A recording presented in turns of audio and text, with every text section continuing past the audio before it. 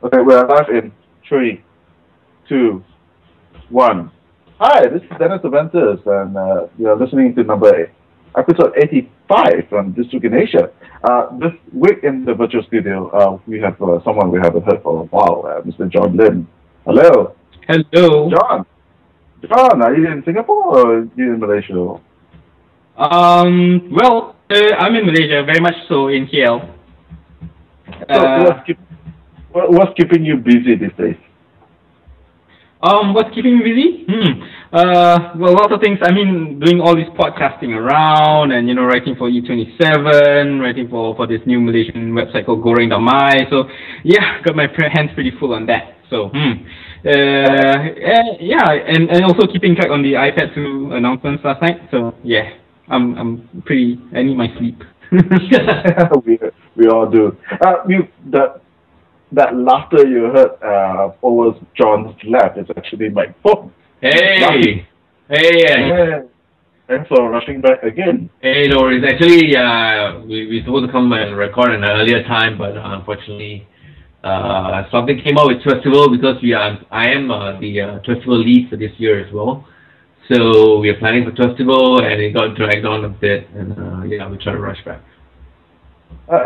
Anything? Actually, what is festival? I mean, for those who do not know. For those who don't know, Twistival is short. It's actually a combination of two words, which is Twitter and festival. It all started with a couple of people in UK, which decided to, let's create a tweet up where they can come together for the good of mankind, and they started to come together for charity.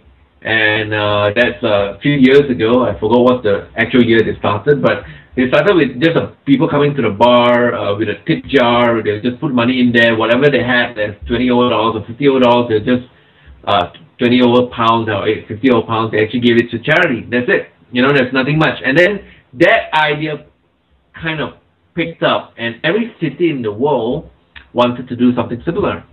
So now they have become a global event. Every year, around this time, March, they will organize one festival around the world, and usually there's two types of festival. One is Festival Global, where globally every city in the world, which last year about 209 cities supported festival, and they collected about 500,000 US for concert worldwide.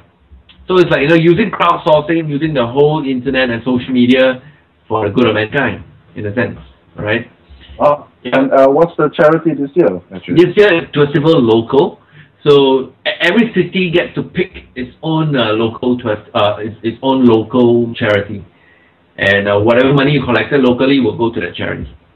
And Singapore. in Singapore, it's Children at Risk Empowerment, CARE Singapore, and we're supporting them this year.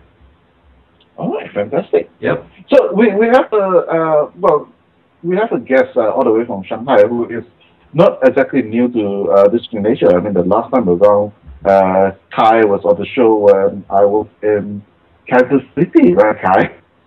Wow. Correct. We were together there in Kansas City. How So this is the first time you're on the show on our virtual studio. So welcome, Kai. Welcome. Thank you. My privilege. So a lot has actually changed since the last time I spoke to you in Kansas City. You started a site called TechRise, and what's really new with you? That's correct. So a team of 5 others, as well as myself, have launched a new China tech blog called TechRise, and the idea is to cover the Chinese internet, consumer internet, in English, because my assessment is that there's a lot of demand and hunger for that information, but currently not that much good analysis or news out there in the English language about what's going on in the China tech scene. And I think it's becoming increasingly relevant all over the world. And in the near future, we'll see many, many more Chinese firms attempt to IPO abroad, in addition to the numbers that already have. Cool. So do you cover just China or outside of China as well? At the moment, we're just China, and I think it's a huge market, And since that's our expertise, that's what we're doing now. All right. And there's actually on top of the tech rice burger, there's one Chinese word. What is it? It's 一可米, and it's a little bit of a play on words. In Chinese, it literally means a piece of rice, but the other meaning is that the character ke, which is a piece, also means tech. And so Nice. that's the Chinese name for the site. Like culture and correct? Yep, that's correct. Nice. So, well, we have a few items in China to cover, but before that, we have to get this elephant in the room out of the market. So, John, you've been all night during the iPad. So, can you walk us through what's going on? iPad, yes. Well, last night obviously it was launched, and then what happened? New A5 chip. What else do we have? Front-facing camera, rear-facing cameras. It's thinner. Yeah, it's thin as well. Same price point. I think that's the biggest one of the biggest parts of it, isn't it? What you guys? Are you impressed by it? I thought it was kind of well. It was what everyone expected, I guess. The rumor was right. Yeah, there wasn't really anything too surprised except for the fact that you can directly connect it to the screen and then you have the projection of it. Yeah. Mirroring. Mirror display.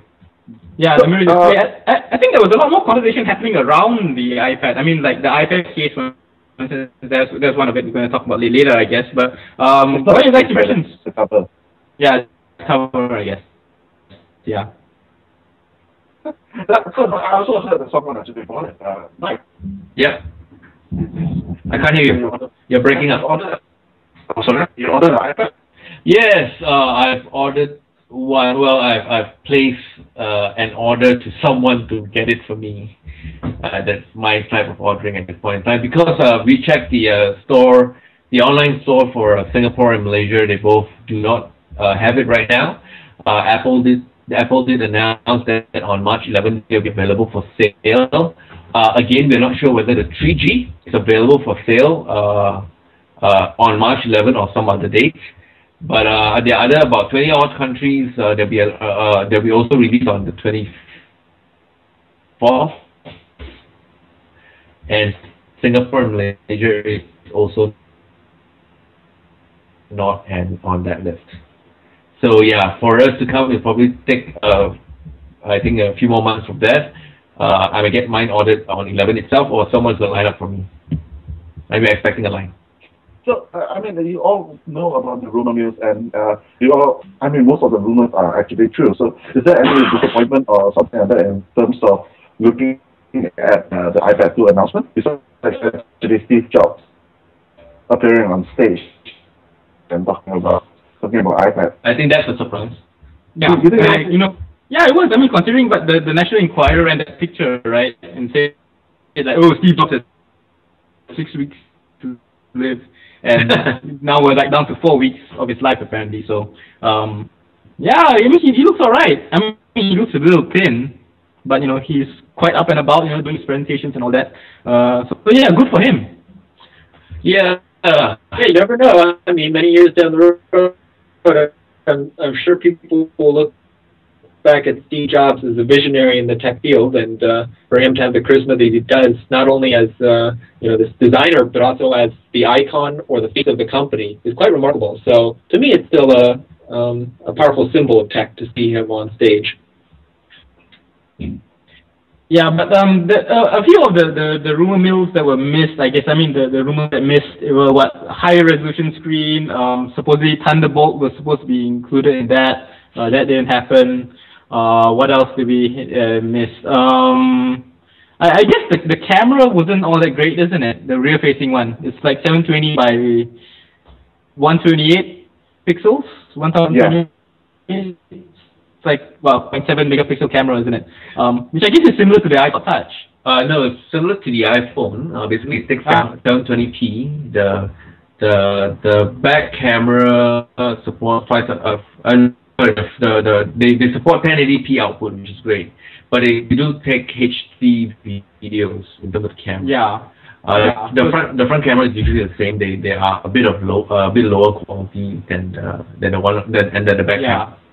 It's a VGA camera. But do you think people will be taking movies on the iPad?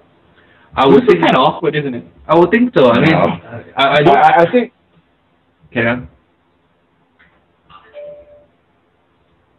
I see more like pretty like interview style stuff where you got the case put up, and then you get people side by side and talking to each other. I think that you will see, but generally you will not see much stuff.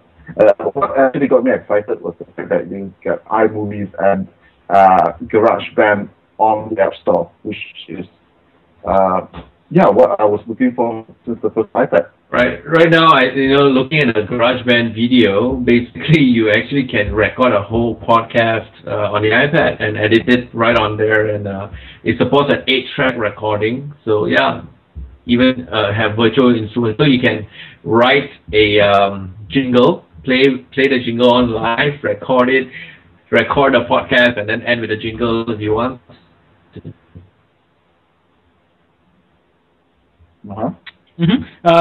Yeah, but what do you think of the whole thing that the iPad 3 could come out? Because I'm thinking right now, this is like this iPad 2 is kind of like an intermediate product to say to the competitors. It was a big slam to the competitors, right? Saying we've got the same price point, and we've got a dual core chip as well. We've got all this stuff, and we're still sticking it low to $499, right? But obviously, if you include the high resolution screen, better camera, all that, it's going to bump up the price a little bit. And so, if supposedly the iPad 3 comes out in September, do you think we're going to see like a iPad Pro version sort of thing, like a very high-end iPad coming out? I don't think so. Yeah? You don't think so? I don't think so. I don't think it's too much for Apple to handle. Just 2 launches a year. Okay, that's will you buy it? Will you? Yeah, John and Kai, will you buy it? I mean, Mike is. Oh, me? Nah, I'm not going to buy it. Not worth the upgrade, really. I think I just wait for the cycle. I don't plan to purchase the iPad at this point. I don't plan to purchase the iPad at this point. I actually always carry around my laptop, and when I want to work, that's what I use. And so I don't quite have the use for an intermediate device like the iPad.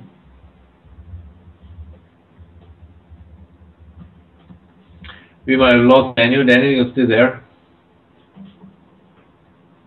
Yeah, we're connecting Daniel at the same time because Daniel just got dropped off in the connection. Okay. There, he's coming back on. No worries. Hey, Daniel. You got on. Hey, sorry about that. No worries. So Kai mentioned that he's probably not going to get a iPad because he doesn't need one of that form factor at this point in time. Okay, no problem. But so Mike, it seems like you and I are the only one. Are you going to buy the cover, not case? Yes, I think it's worth the money. I think it's well worth it. Yeah, I mean, the feature of the cover is that it's magnetic. You can make it as a stand, and it cleans the screen. And well, according to the article in Asia Gym, what the new iPad 2 smart cover reminds them is actually how the Japanese have those bathtub lids, which you can actually see through a photo and gadget. Exactly similar. That's true. Yeah. But yeah, you probably never know. Maybe Apple just took that advice. I mean, saw the pictures and think, why not? But it could have been, but Steve Jobs is not going to admit it, I guess. Yeah, but I think it's well designed, though, the way that. Yeah. But they could have just covered the back, at least. But yeah, Keith, I thought it was quite a brilliant feat of engineering, I guess, of the. Like the previous iPad case, right? Because they added too much bulk.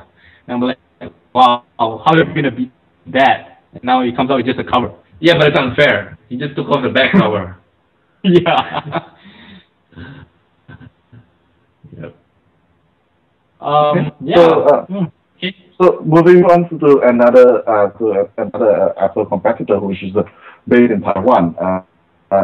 So recently it was announced that HTC Taiwan handset doubled their first quarter able to Nokia, and that is the article in the next Web Asia. So guys, what do you think? I mean, in terms of is Nokia really big? And Well, I mean, so for the past year, Nokia has always trumpeted the fact that we're always big in emerging markets, right?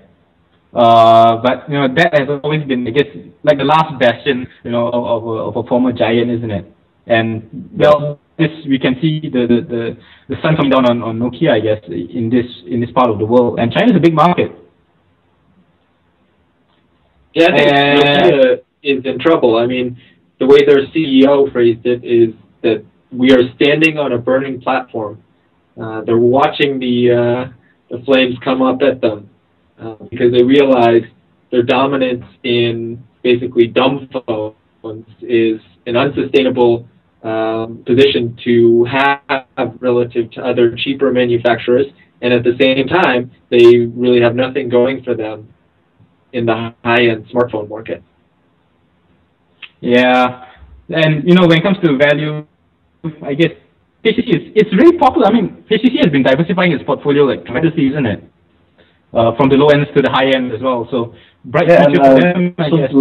So do they have a tablet anyway? But what do you think of HTC's quality overall? Has it been good?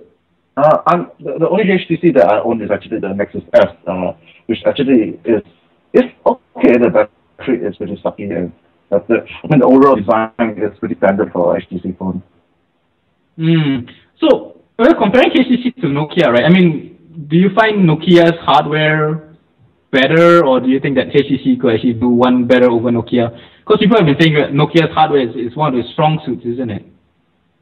Yeah, I mean, being an old Nokia user, and I still have my E75, which is sort of a mid-range phone.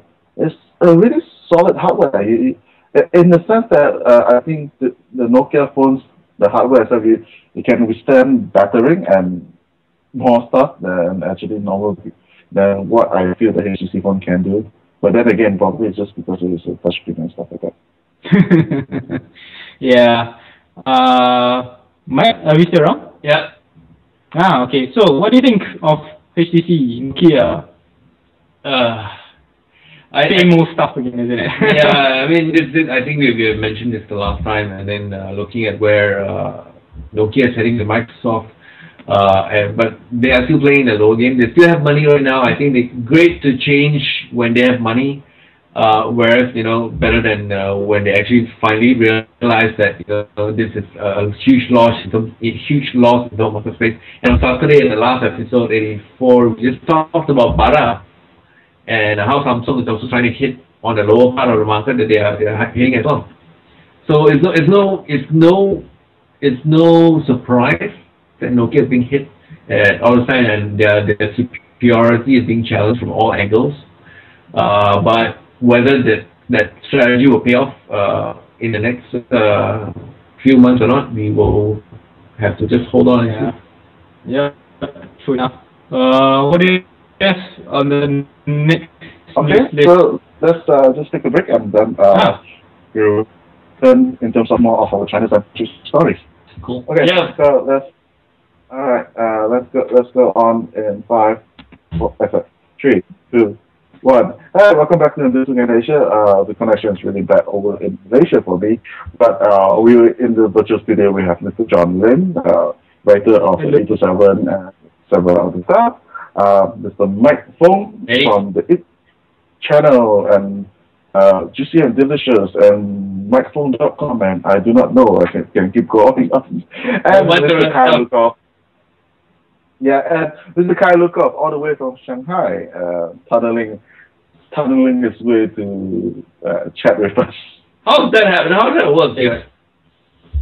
Yeah, it's great to be here. Well, Skype is actually not blocked in China, so I can access that without a VPN. But if I want to get on other services, notably Facebook, Twitter, etc., then I do run my VPN, and most recently, LinkedIn has been blocked somewhat as well. Right. What VPNs work over China?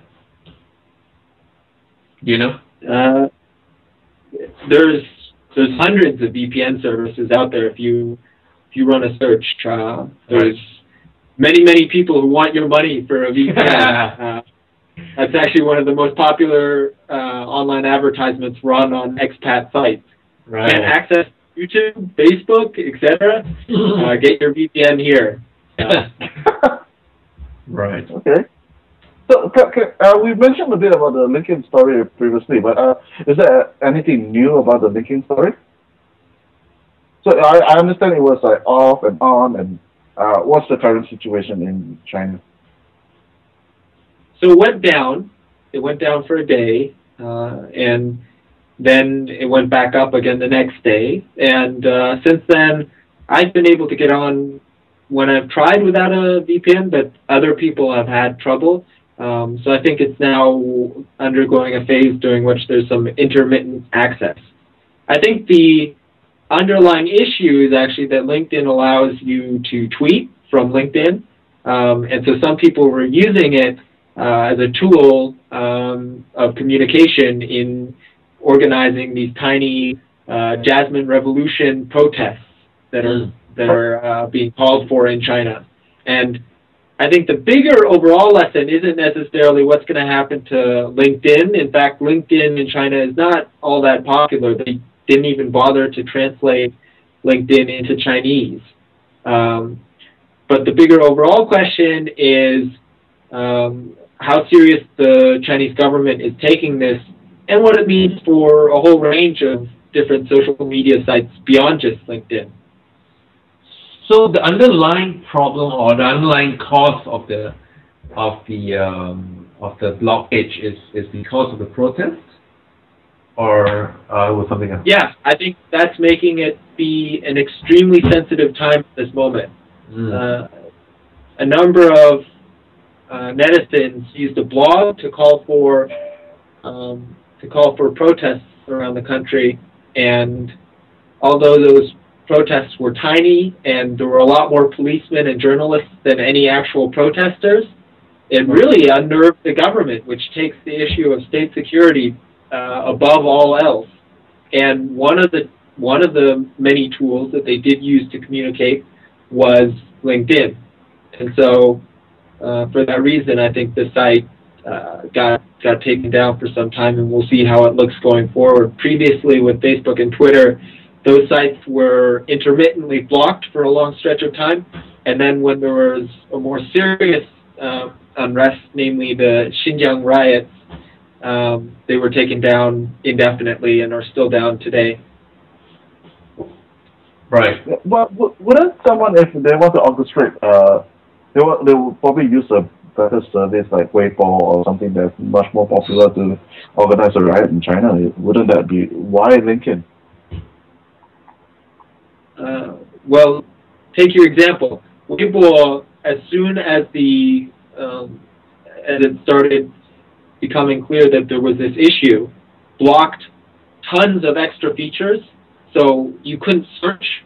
It didn't show trending. You couldn't even tweet. You couldn't send messages for a while, and any terms that you mention that are somehow related to the topic, say jasmine or flower, things like that, were blocked. So it's pretty clear why you would use an alternative tool to communicate your message. Oh, I didn't know it's that bad. Sorry, Mike. Yeah, I was just wondering if it's because they also want to capture a US audience, and plus the only other social network that are not really blocked in China is LinkedIn. That could be the reasons why. This issue is taken extremely seriously here. So we shut down whole websites before. Another version of, another copy of Twitter was shut down previously. And so Sina, the company behind Sina Weibo, has much better government connections and many years of managing that experience. So they have a dedicated censorship team, and they really are working hard to make sure that they comply with all these government regulations. But it's still an extremely sensitive topic. Right. So is it back up yet, or it's not? Pardon? Is the service backed by the government? No, sorry. Is No. the service back up? As in, has it been unblocked? Is it online? Yeah, is it online? You mean Sina Weibo? LinkedIn. LinkedIn. LinkedIn is up at the moment. So, yeah, it was blocked for a short time, and now I think there's intermittent access. So we'll see how that plays out going forward. Yeah. Oh, Kai, I mean, mind if I just say something? I mean, you sound really just like nonchalant about it. You know, it's just like, it's just another day in office in China, another site got blocked, I guess. it seems very normal, isn't it? I can see the wrong impression here. It's like a part of life, I guess. Yeah, part of me finds it a little disturbing, certainly. I think there is a certain extent to which I've become accustomed to it. It's almost bizarre to see the reverse when I go back to the U.S. or just any other country, really, and you can get on Twitter or Facebook freely. I feel like a little bit of a criminal.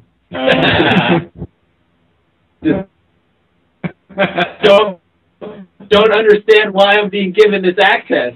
Although the main difference is actually just that all of those services are way slower here from China, because the internet is actually quite slow to begin with in China. Shanghai was rated as having the slowest internet within China, and then on top of that, when you're running your VPN, everything's slowed down another level, of course, because it has to be routed through the U.S. And so the end result is that my internet crawls.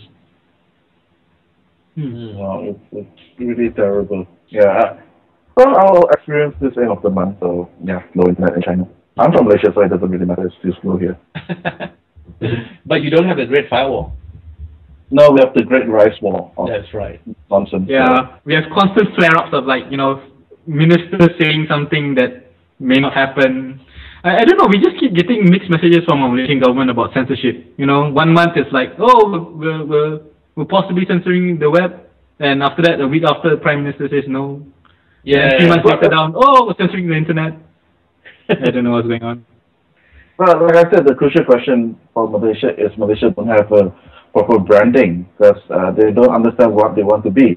They want to be everything to everyone, so they want to serve, they want to we are conservative, but no, we're this, we're that, you know. So we get all sorts of mixed messages.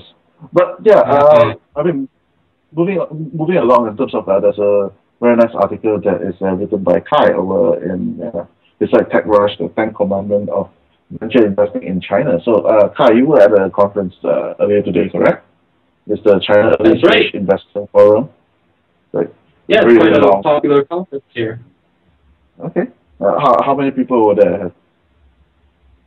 I would estimate there were 300-400 or so investors in attendance, plus the auxiliary media and the others that come along. Okay. So there's this thing actually presented by Dr. James Lee, who's a partner in W.I. Harper and Global Angel Investor. So can you just give us a run through about the 10 Commandments? Sure, I'd be happy to. So Dr. James Lee, who's very experienced in investing in high-tech startups in China, including actually Sina, as well as a number of social networking sites here, laid out a number of rules, some of which I think were a little bit tongue-in-cheek, and others which I think are deadly serious for how to approach the China market as a venture capitalist. And you want me to go through all 10 of them, or how should we do this? What is the most important one? What's the most that people do? Yeah, maybe I can lay out a couple of the key ones. So the preface starts, the party is Lord and size matters. And I think what Dr. Lee is getting at there is that you absolutely have to be on the right side of government regulations and have the right connections if you want to operate in China. As this CNET story that we just discussed might indicate. You need to know that if things get dicey, the government is going to stand behind your service, or you know who to call up in order to get the issue resolved. So government relationship is really crucial in terms of every single internet startup over there. Absolutely. I think there are certain sectors that are certainly better than others. For instance, you have to be a lot more concerned if you're doing any kind of media, so that would include video sites, social networks, content providers, and a little bit less concerned, though it is still an issue, if you're in another space like e-commerce or gaming. And how does a young startup actually go about creating these connections? Well, a lot of the companies begin with founders who have great connections out of their upbringing or their university careers. I think they often talk about the issue of Fashi in China, which is these connections that are so crucial to doing business. Sometimes that can be a little bit overrated in that you don't necessarily have to have that from birth, but certainly you have to work hard to develop it with people in your industry, and particularly if you're working in a sensitive sector. So what's the biggest hindrance to venture venture investing? The biggest hindrance to angel investing, I think in China it's actually not very institutionalized yet, and there's not very much trust. And so there's actually, I would say, and this was, well, a lot of the angelship is, there's really a need or a gap at that level in the market, so early stage investments.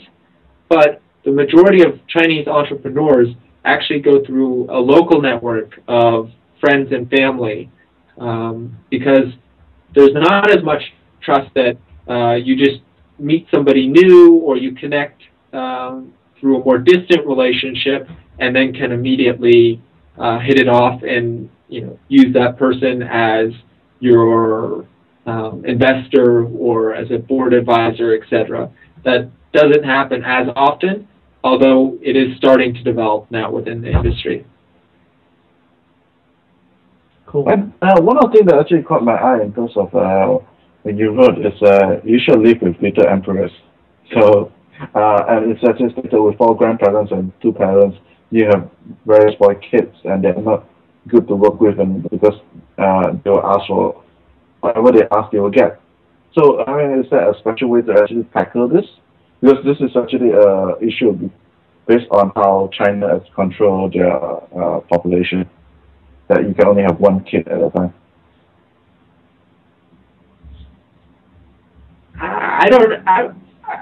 The discussion actually didn't go further into that point.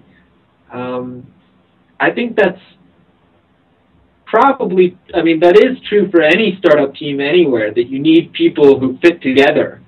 You can't, I think, have an egomaniac when you're trying to run a startup, and working 24/7 together. That having been said, maybe this issue does mean that it's of special concern here in China. But it's not an issue that I have a whole lot of experience with to date, so maybe I'll have to comment on that again at a later date after I actually have that experience. Right. Well, we're hoping you do. All right. Yeah, and I mean, before we move on to the last story, is there one particular advice you can tell investors or people who want to start their business in China? Yeah, I think the moral of the story is very much that it needs to be based on a trusted relationship. It's very difficult, I think, to strike a partnership here based on just because it's a good financial deal or a quick relationship. China takes time, and so I think a lot of the Ten Commandments and a lot of the conference overall was discussing how you really make that long-term investment in order to tap into the communities that are necessary to become a successful angel in China. Okay. So, the other advice is actually go to techrice.com to read, correct? Thanks, Daniel. Yeah. Hi. Yeah. So, moving on to the last story, I think it was lost in the Alibaba loses 1 billion in market value, and that is actually a result of a previous story that we mentioned of the fraud cases that resulted in the resignation of the CEO and the COO. Mike, you were right in terms of this actually has affected Alibaba quite a lot. Yep. Now it's gone from 8% to 26%. Wow, that's huge. Yep. Cripes. So yeah, I mentioned the other time, I think the last episode on 84, that you know what's the that when it was announced that it actually was involved in some fraud, there were about almost 1,000 employees being implicated, and about 2,000 deliberate deliberate users of the site are cheating their customers, and there was nothing done from the CEO level, and they left. And from that news day that we got, that the only slide that Alibaba had was about 8%, but we've seen that, as we predicted, that there are, people lose confidence, people stop, buying from Alibaba. I think, and I did mention on the show that eventually this might make or break Alibaba. It looks like, it's really sliding on its way down. Wow, so it's so drastic. I mean, is there any signs that the drop will sort of stabilize, or it will start to climb back again? I mean, whose leadership is Alibaba going to trust now, I guess? Whoever comes on board, right? No matter what, if you're going to replace everybody on the whole staff, who's going to believe the system that Alibaba has today? It's going to be a long PR exercise they're going to do to actually win consumer confidence, to actually go back. Imagine eBay was caught in some fraud. Who's going to go back to eBay to sell or buy stuff? Actually, that's why I'm surprised the last time around, because I actually think that Alibaba has really low trust. If I want to do business in China, I'll go through my friends instead of actually going through Alibaba. John, you think something? No, I was just wondering, is the damage so far deep that, you can't really recover anymore? Kai, what do you think? I think it was certainly a damaging situation, but I don't think it should be blown out of proportion here. I think it was a small fraction of the company's overall vendors, but granted, anytime you have a small fraction committing fraud, that's a big issue.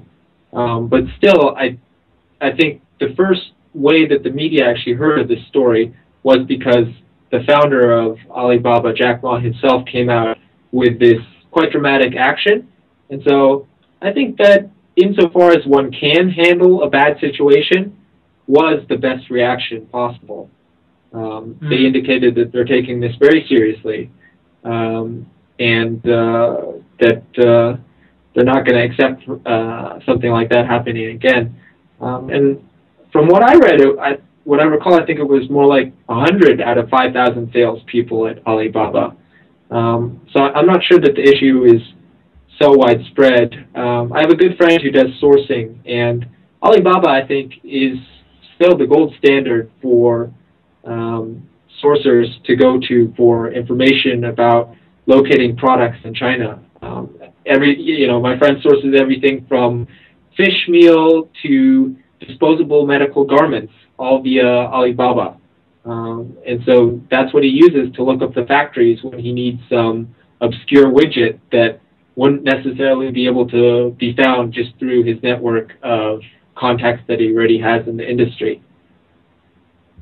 Right. So I guess we're going to see a lot more security checks and security protocols, I guess, to prevent this sort of thing happening again.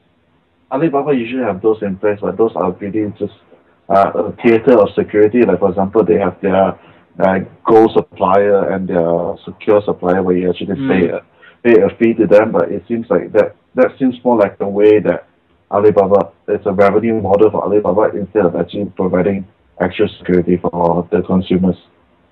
All right. And To is me, there any like? Oh, sorry. Go ahead. To me, the bigger issue with Alibaba is not actually so much this one of fraud, it's how good the value of a gold supplier rating is to begin with. So let's set aside the cases in which the gold supplier rating or badge is completely fraudulent. I imagine they'll be able to reduce those. But what about the cases where, like, yes, the company has, like, actually exists on paper, they actually have a business license to produce that widget, but that's not that useful of an indicator, nor does it necessarily guarantee that the products you're going to receive are going to be of high quality. And so I do think there's actually still a lot that Alibaba could improve upon in this space in terms of making sure that the ratings or the ranking system for how a sourcer or someone who wants information about factories can find and peruse or browse those factories. I think that's still a market that could be improved upon, and I think there are a number of new companies looking at this and potentially wanting to get in. So, well, based on my personal experience, in terms of actually sourcing for material in China, you should actually go to China and have a look at the factory and talk to the people who actually done business with these people, and try to build your own quantity or relationship about it. There's no really second way around it. Alibaba is a good indicator, but it's not exactly too reliable. Kai, is there any alternative to Alibaba that is like up and coming that will eventually steal the limelight, or are we still looking at Alibaba as probably really hard to dethrone? Yeah, I don't see anybody dethroning them in the near future. I did come across one site recently called TradeSpark, and it's a new startup, and what they're trying to do is take the Alibaba model and also mesh in some of LinkedIn's features.